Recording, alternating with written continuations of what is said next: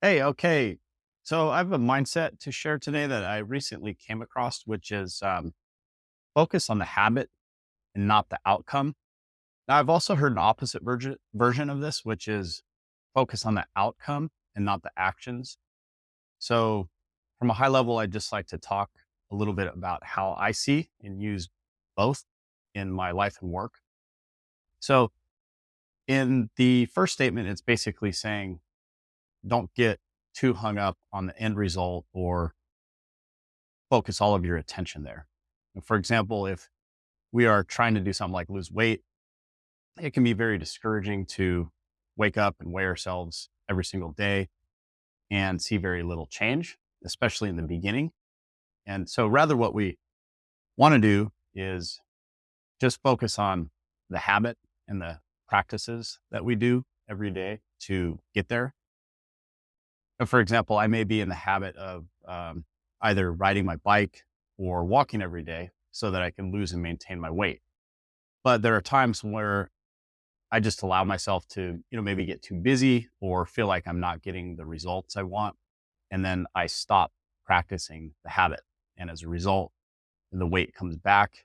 And then it's harder because I think too much about the weight, which is essentially the outcome. But, when I just enjoy and look forward to the habit and just making it something that, that I do every day, like going for a 10 or 20-mile bike ride, doing that 3 or 4 days a week, or, filling in days that I don't ride with maybe going for a long walk with my wife on the trails. I enjoy the habit and the experience, of being outside, getting fresh air, sunshine. And then, the weeks just pass and before I know it, I've lost 10 or 15 pounds again. So, it's the same with nutrition and tracking calories. When I first started using using an app to track calories, it was kind of like, how many calories can I not consume today? And the problem is I actually like to eat. I don't like skipping meals just to cut calories. I don't think that works too well for me, and it just puts too much focus on outcomes. I started gathering some data about my eating habits. I was able to shift my mindset to, enjoying eating the right foods and exercising rather than just starving myself of calories. So by focusing on the habit, which was learning what foods, and what restaurants were good or bad, and then making it a practice to, say yes or no to those foods, and then have fun tracking it by almost making a game out of it, then the outcome just came naturally, which was eating better, healthier foods, and just feeling better in general. Okay, so let's talk about the other quote now, which is focus on outcomes and not actions. And this is one that we see a lot in business too, and often has to do with the value that one receives when a project has been accomplished.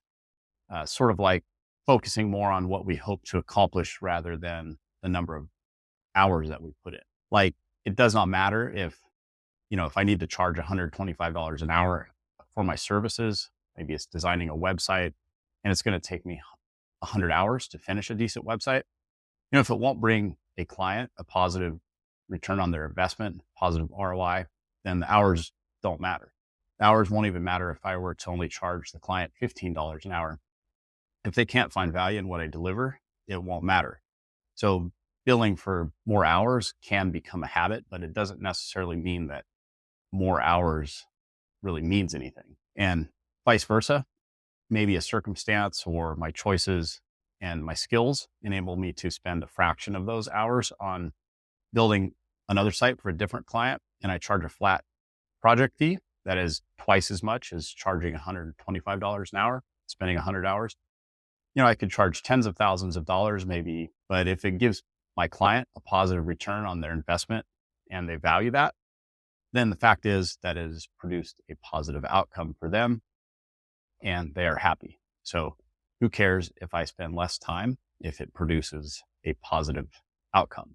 So let's switch back and just use my weight loss goal as an example, because even though we just want to achieve the outcome of losing weight, and we know it is going to take time, we still want to figure out the best path to get there so that we can make it happen. So we have an outcome that we want to achieve, which for me is to drop my weight down from, say, 195 pounds to 170 or 175 pounds.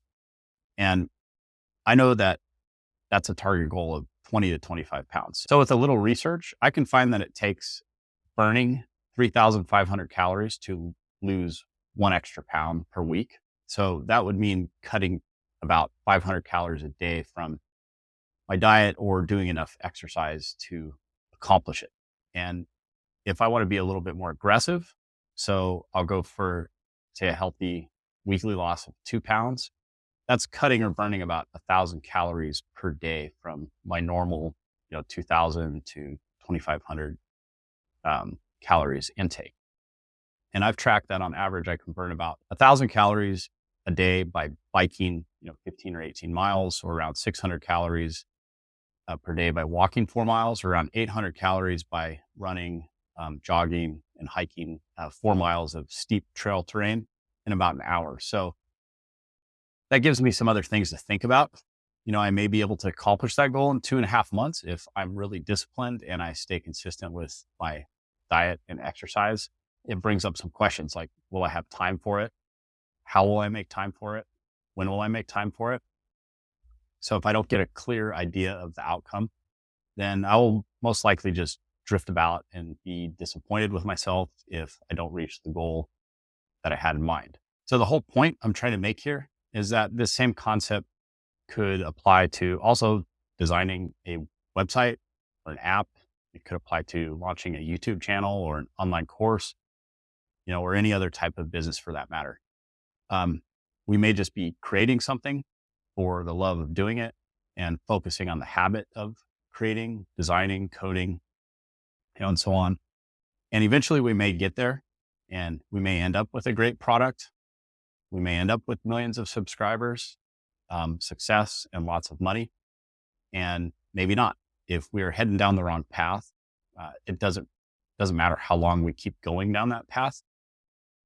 It likely won't get us where we want to go. So our other option is that we can overthink and overanalyze and become so paralyzed with details that we do little or nothing because the numbers just seem too complex or scary.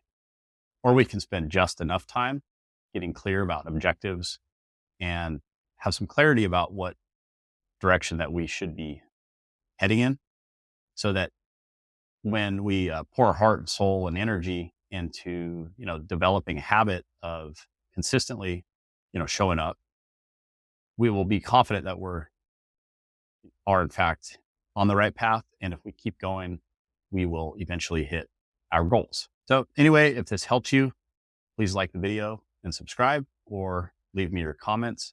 I could probably go deeper on this topic. I'd just like to provide this example that helped me, and it helped me put into perspective how it helps to be specific and measure, so that I can I can make my goals relevant and attainable. See you in the next video.